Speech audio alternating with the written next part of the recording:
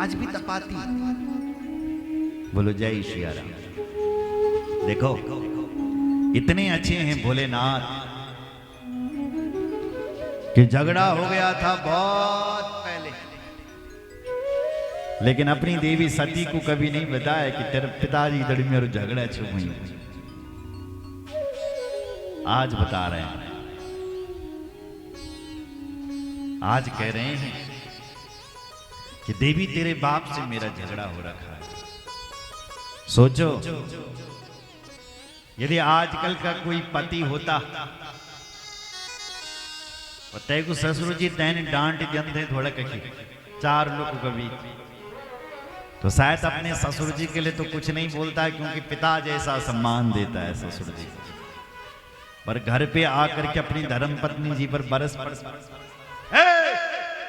तेरा बाप ऐसा है, तेरा बाप वैसा है, आज उसने मुझे डांटा।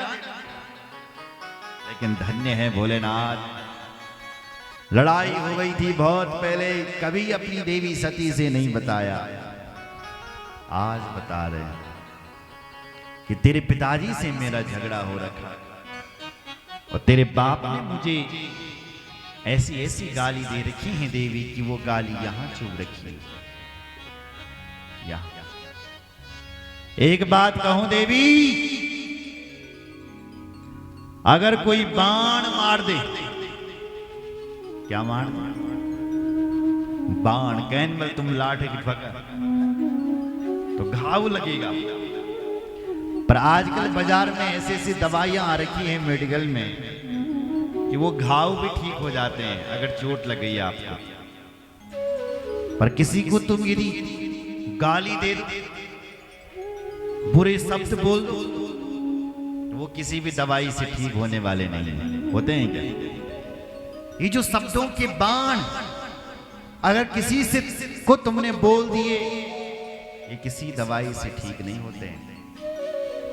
इसलिए देवी सती, तेरे बाप ने मुझे ऐसी ऐसी ऐसी गाली दे रखी है कि वह गाली बल यक चुभी यक हृदय में। और जब मैं तुम्हारे पिता की उस शकल को याद करता हूं तो वही गाली याद आती है।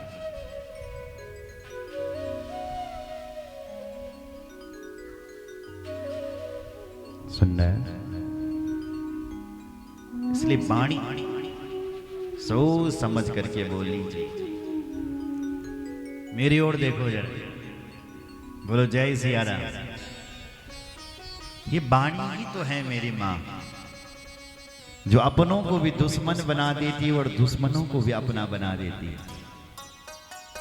अगर आपकी वाणी अच्छी न बोले तो पराये भी तुम्हारे अपने हो जाएंगे, और यदि ये वाणी तुम्हारी बुरी है तो अपने भी तुम्हारे पराये हो जाएंगे।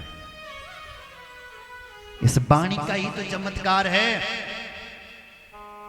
आप अच्छा प्यारा बोलोगे तो दुश्मन भी आपके अपने हो जाएंगे, और आपके शब्द यदि कटु हैं,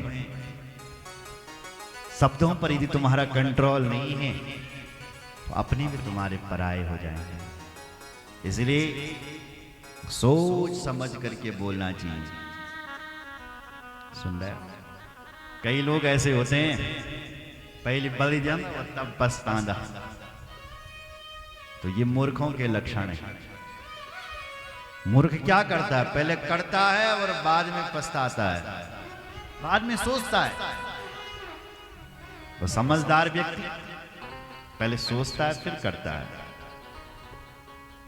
सुनो जरा, जब आप अत्यंत प्रसन्न हो,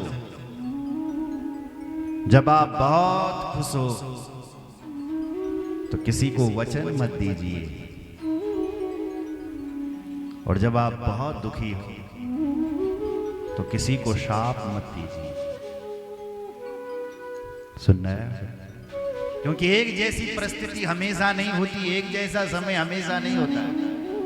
लोग जब खुश होते हैं तो सपने दिखा दे, मैं तो तेरे लिए ऐसा कर दूंगा, तेरे लिए ये कर दूंगा, सपने दिखाओ, लेकिन जब करने की बारी आती है तो पीछे आ जाते हैं। तो जब आप खुश हो तो किसी को वचन मत दीजिए। और जब आप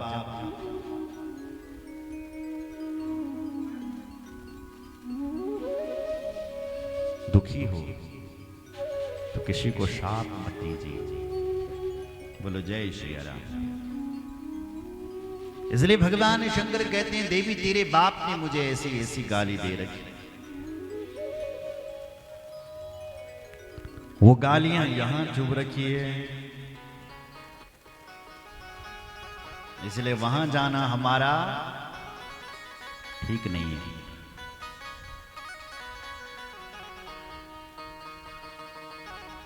देखो हल्ला नहीं। बोलो जय श्री राम। शास्त्र कहते हैं, भगवान शंकर कहते हैं, देवी हमारे शास्त्र कहते हैं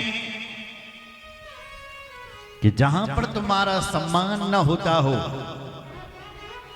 ऐसी जगह पर कभी नहीं जाना चाहिए। आवत ही हर से नैनन नहीं सने, तुलसी तहां न जाइए, कंचन बरसे में।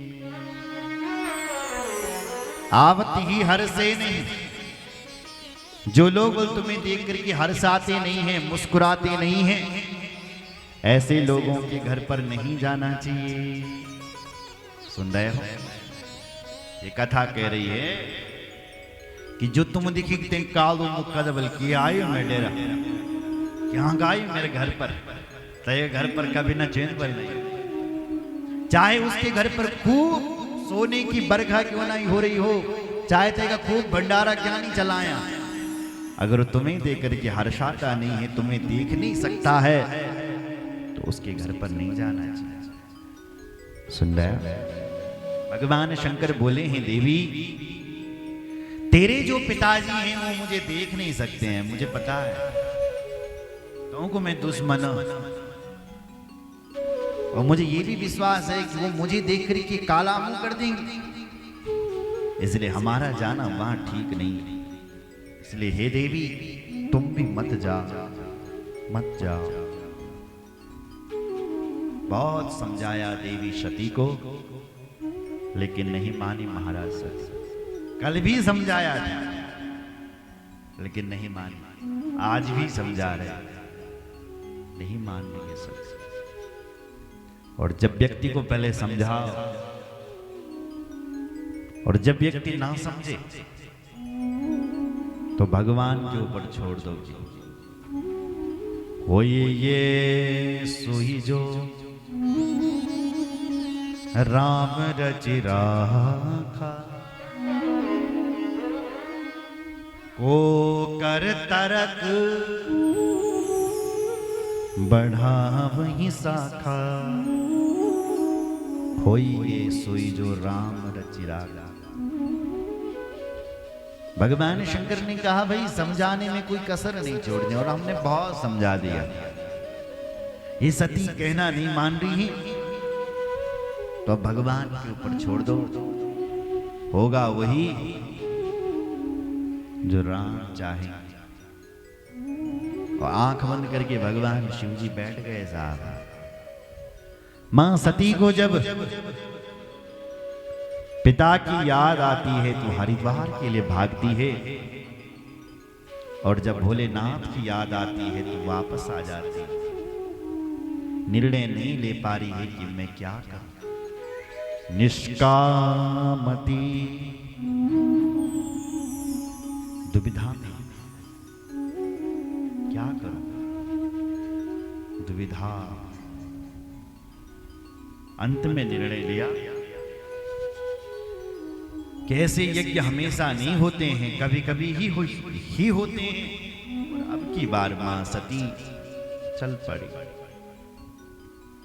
भगवान शंकर ने देखा सती जी जा रही है, अब वापस नहीं आई, तो अपने गणों से कहा, जाओ भाई नंदी आदि गण, तुम अपनी माता सती को वहां आदर से छोड़ करके आओ।